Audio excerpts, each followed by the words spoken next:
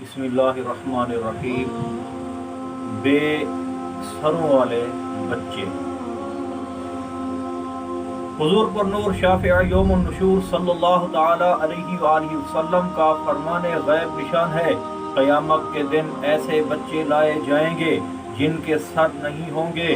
اللہ تبارک و تعالی جاننے کے باوجود ان سے پوچھے گا تم کون ہو؟ وہ عرض کریں گے اے رب العالمین ہم مظلوم ہیں۔ اللہ تبارک و تعالی پوچھے گا تم پر کس نے ظلم کیا؟ وہ عرض کریں گے ہمارے باپوں نے، کیونکہ وہ دنیا میں مردوں سے بد فعلی کر کے ہمیں ان کے پچھلے مقام میں ڈال دیا کرتے تھے۔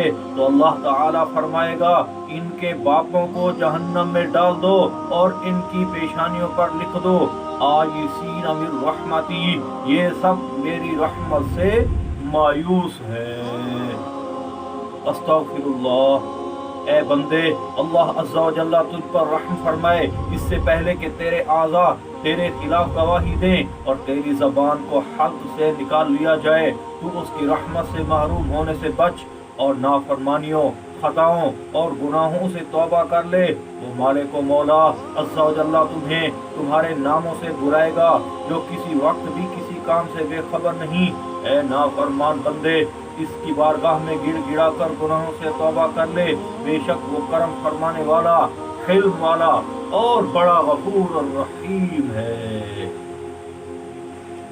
اللہ تبارک و تعالی ہر مسلمان کو ان برے کاموں سے بچنے کی توفیق عطا فرمائے۔